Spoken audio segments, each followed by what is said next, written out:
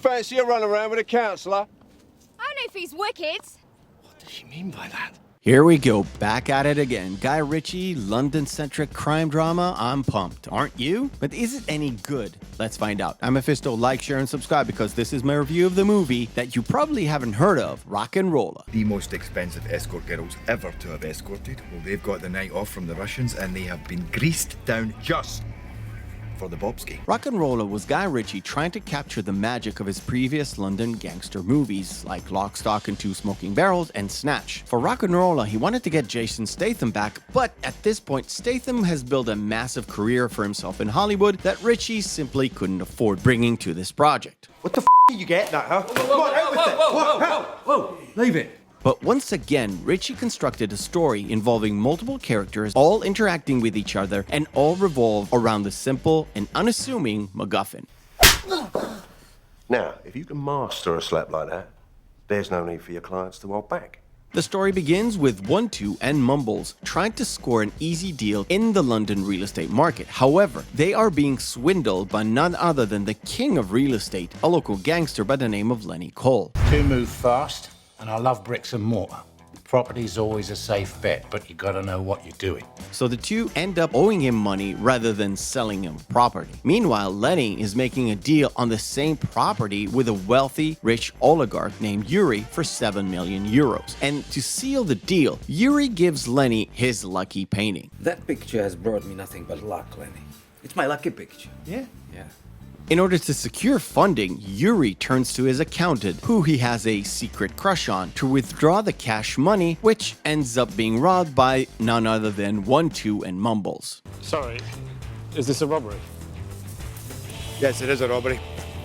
Off. The real pickle comes in as Yuri loses his 7 million, Lenny gets robbed from Yuri's painting, which puts the entire deal in jeopardy. Archie, this is not good. That's his favorite painting. In terms of performances in this movie, all the British actors did a fantastic job. And I'll give some kudos to Carl Rodan, a Czech actor playing Yuri. However, Jeremy Piven and Ludacris felt a bit stunted and were probably there only to help sell the movie, because their performances were lackluster to say the least. He'll be gearing himself up happy as a clam in a fisherman's net. June, how dead is Johnny? If he's dead, that's the third time this year. This is also a breakout role for a young Tom Hardy, who got the job on Dark Knight Rises after Chris Nolan watched this particular movie. I hear you have a secret. By the looks of you, you have more than one. I don't want to talk about work.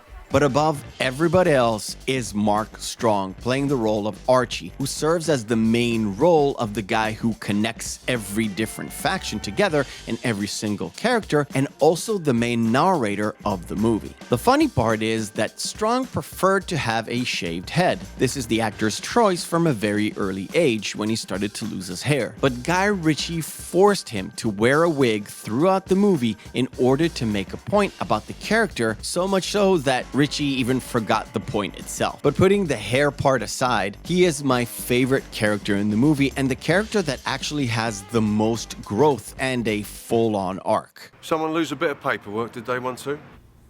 Very clever. Yeah, well, next time you remember, that's exactly why you pay Lenny.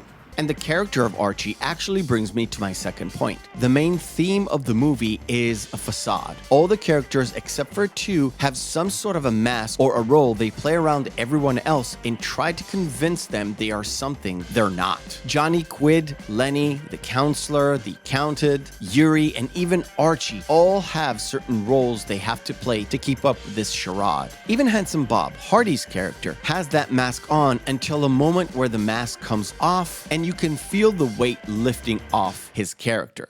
You're Handsome Bob! You're Handsome Bob, the lady killer! That's who you are! Do you hear me, Bob? The only two that are the same throughout the movie and have no facade is 1-2 and Mumbles. They are the same people hanging around with everybody else. RocknRolla is yet another movie where Guy Ritchie takes more inspiration from Tarantino. I do want you to enjoy the movie, so I'll give you a tiny hint. It is something to do with the painting, our titular MacGuffin. I said I've been robbed. Yeah, I don't know when.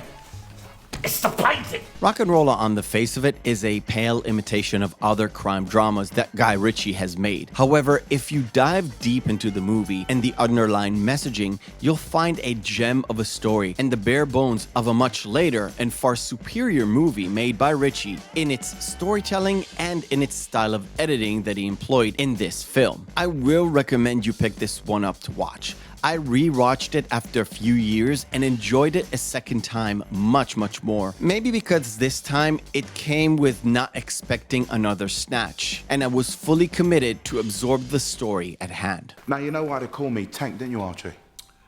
I imagine it's because you're a dirty, great big black bum. Bink, Tank, Arch. I thank you for watching, and remember, hope is a good thing, maybe even the best of things, and no good thing ever dies. I'll see you on the next video.